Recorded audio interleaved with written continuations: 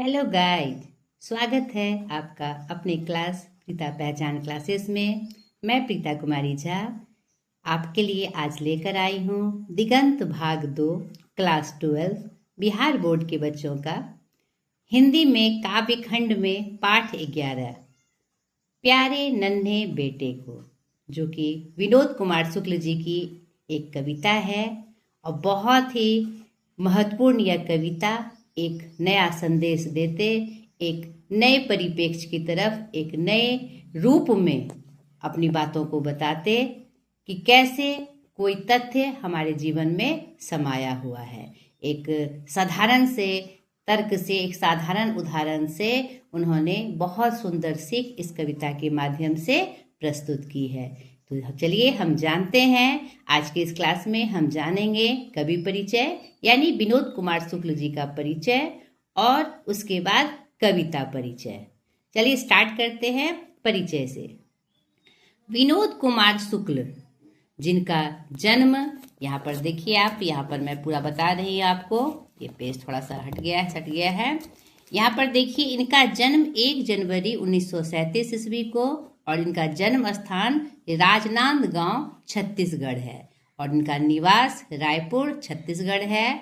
तो छत्तीसगढ़ का जो संघर्ष था उन्होंने उसको बहुत नज़दीक से देखा।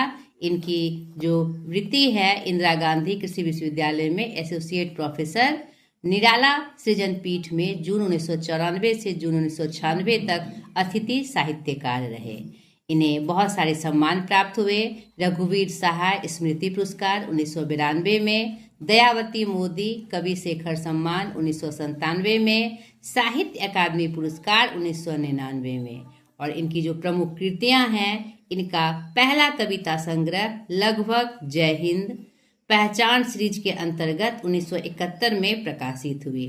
यह आदमी नया गरम कोट पहनकर चला गया विचार की तरह 1981। और यह जो कविता आपकी है प्यारे नन्हे बेटे को, यह इसी से संकलित है।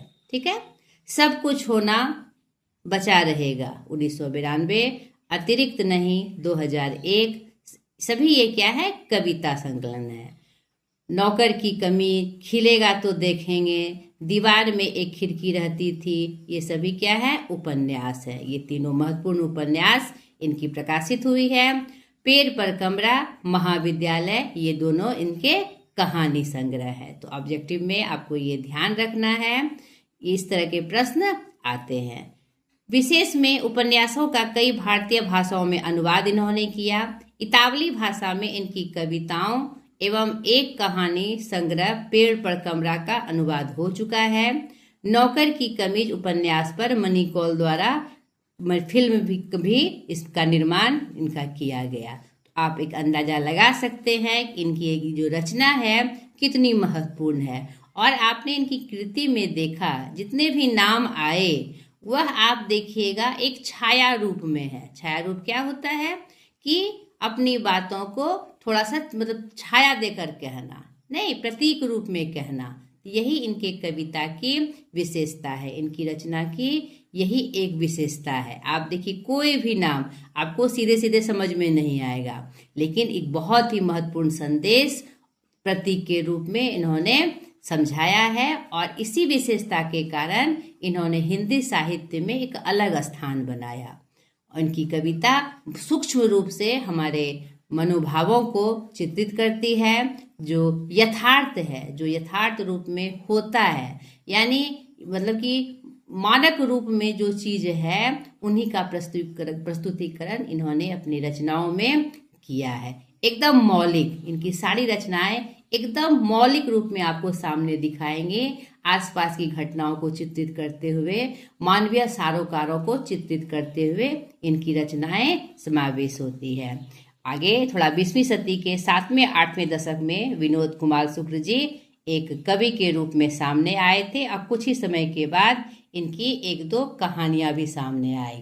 तो इससे यह स्पष्ट होता है कि विनोद कुमार शुक्ल कवि और कथाकार दोनों हैं। इन्होंने कुछ उपन्यास भी लिखे।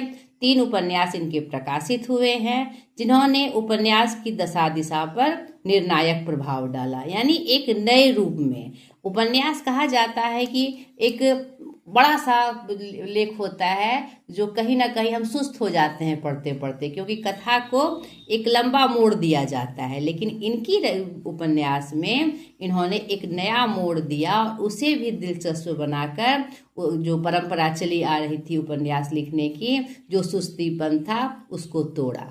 यानी कि इनके उपन्यास को पढ़कर आपको हर पढ़ने के क्रम में आपको दिलचस्पी बनी रहेगी और कहीं भी आप सुस्त नहीं पड़िएगा।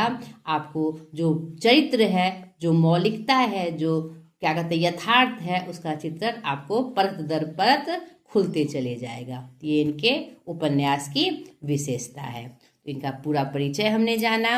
अब हम चलेंगे इनकी जो ये महत्वपूर्ण कविता है उसके बारे में। यह जो कविता है आप यहाँ पर देख लीजिए। इनकी यह कविता जो संकलन है, मैंने पहले ही बताया, वह आदमी नया गरम कोट पहनकर चला गया विचार की तरह से संकलित की गई है। और यह जो कविता है, यह कविता का नायक जो भिलाई छत्तीसगढ़ का रहने वाला है, अपने नन्हे बेटे को कंधे पर उठाए अपनी नन्ही बिटिया से घर के भीतर जैसे कौतुकपूर्ण बातचीत करते हुए पूछता है, बतलाओ आसपास लोहा कहाँ कहाँ होता है। और इसी प्रतीक में, इसी उदाहरण में, एक छोटे से बात में वह अपने बेटी को, अपने बच्चे को एक बहुत ही महत्वपूर्ण सीख दे जाते हैं।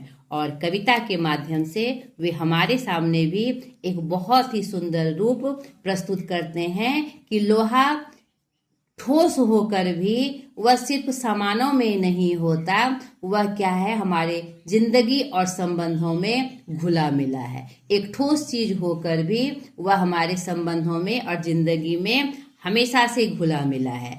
लोहा एक प्रतीक है एक मजबूत व्यक्तित्व का, नहीं, वह लोहा है, हम कहते हैं ना, वह लोहे की तरह है, अर्थात मजबूत है। तो यहाँ लोहा प्रस्तुत हुआ है प्रतीक रूप में कि हर इंसान जो मेहनतकश इंसान होता है, जो परिश्रम करता है और दिन रात परिश्रम में लगा रहता है अपने जीवन को चढ़ाकर, वह भी क्या है, एक लोहे के समान है।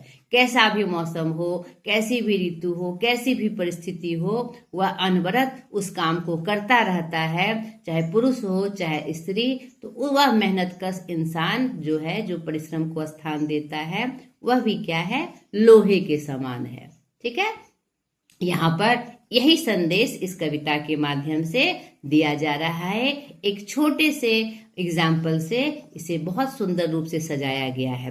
देखिए कविता के माध्यम से, प्यारे नन्हे बेटे को कंधे पर बैठा मैं दादा से बड़ा हो गया सुनना। यह यहाँ पर बहुत ही सुंदर पंक्ति कि जब बच्चे मतलब अपनी बचपन वाली बातों से मतलब कुछ बोलते हैं, बचपना दिखाते हैं तोतली भाषा में या प्यारी प्यारी मुस्कान लेकर, तो मन क्या होता है, आह्लादित हो जाता है और पिता का मन उसी पे समर्पित हो जाता है। तो सिर्फ यह जानने के लिए अपने बेटे को वह कंधे पर उठाते हैं कि मैं दादा से बड़ा हो गया, उसकी खुशी को देखने के लिए वो उसे कंधे पर उठाते हैं, क्योंकि उन्हें यह सुनना था कि मैं दादा से बड़ा हो गया। और हर पिता की यह आकांक्षा होती है, इच्छा होती है कि उसका बेटा उससे बड़ा हो अर्थात हर चीज में बड़ा हो, ओहदे में बड़ा हो, नहीं अपनी सफलता में बड़ा हो। ठीक है, यहाँ पर इससे यह भी संदेश प्राप्त होता है। आगे देखिए, प्यारी बिटिया से पूछूंगा बतलाओ आसपास कहाँ कहाँ लोहा है, चिमटा, कड़कुल, सिगड़ी, समसी, दरवाजे की सांकल, कब्जे, खीला, दरवाजे में धसा हुआ, वह बोलेगी झटपट। यहाँ पर देखिए एक साधारण से प्रश्न से वह कितना अच्छा मूल चीज हमें समझा के जा रहे हैं। जब बेटी से वह पूछेंगे, उन्हें यह पता है कि आसपास उसके घर में जितनी चीजें लोहे की सटी हुई है, वह दिखाकर उसकी बेटी झटपट बोलेगी कि यहाँ यहाँ लोहा है। आगे रुककर वह फिर याद करेगी, एक तार लोहे का लंबा, लकड़ी के 2 खंभों पर तना हुआ बाहर, सूख रही जिस पर भैया की गीली चड्डी, फिर एक सेफ्टी पिन, साइकिल पूरी।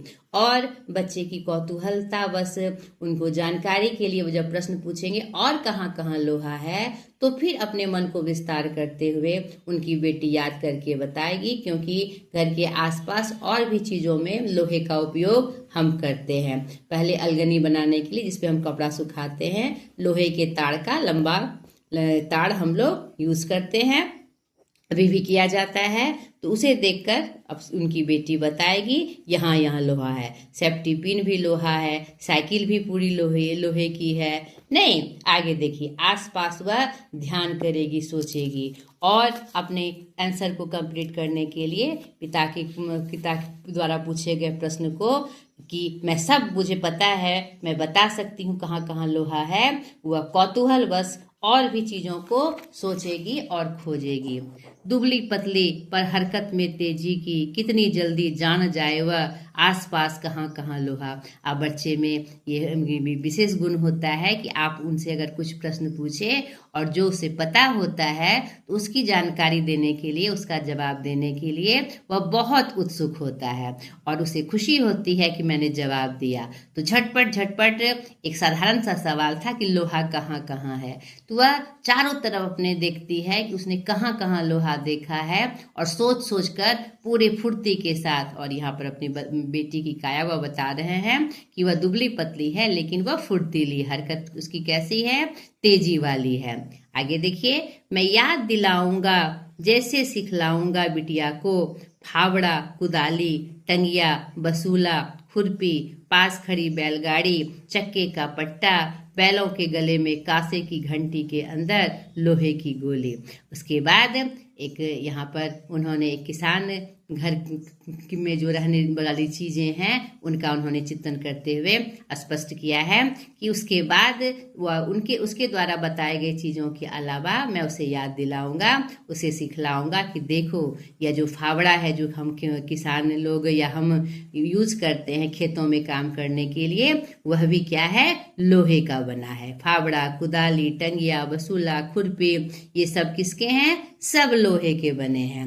साथ ही साथ आगे देखिए, पत्नी याद दिलाएगी जैसे समझाएगी बिटिया को, बाल्टी सामने कुएं में लगी लोहे की घिर्री, छत्ते की काड़ी डंडी और घमेला, हसिया चाकू और भिलाई बलाडीला, जगह जगह लोहे के टीले। उसके बाद माँ भी उसमें उसकी शरीक होकर उसे बताएगी कि देखो यहाँ यहाँ भी लोहा है, इन सब चीजों में क्या है, लोहा है। यानी कहने का तात्पर्य है कि लोहा एक ठोस चीज है नहीं, लेकिन हमारे जीवन में इस तरह रचा बसा है कि उसके बिना हमारा काम नहीं चल सकता।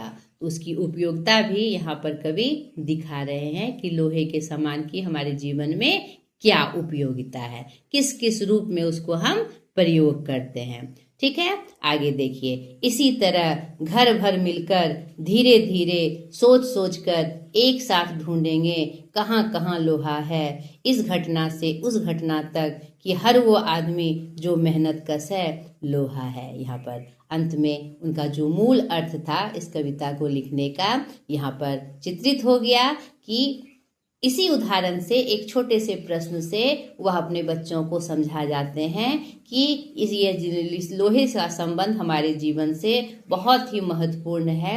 हर वो इंसान, हर वो व्यक्ति, हर वो पुरुष व महिला या जो भी है जो मेहनत करता है, दिन रात मेहनत करता है, वह भी कैसा है, लोहे के समान है। लोहे के समान मजबूती से वह खड़ा होकर अपने सामर्थ्य से काम को अंजाम देता है। बहुत ही अच्छी बात कवि यहाँ समझा जाते हैं।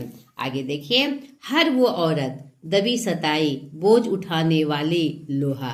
हर वो औरत जो दबी है, सताई है और वह बोझ उठाती है, दर्द का, दुख का, सताने का, वह भी क्या है, लोहे की तरह है। आखिर वह मजबूत है तभी तो वो सारे दर्द सह जाती है और आह भी नहीं भरती। यहाँ पर ये संकेत है, जल्दी जल्दी मेरे कंधे से ऊंचा हो लड़का, लड़की का हो दुल्हा प्यारा, उस घटना तक कि हर वो आदमी जो मेहनत कश लोहा है, हर वो औरत दबी सताई बोझ उठाने वाली लोहा है।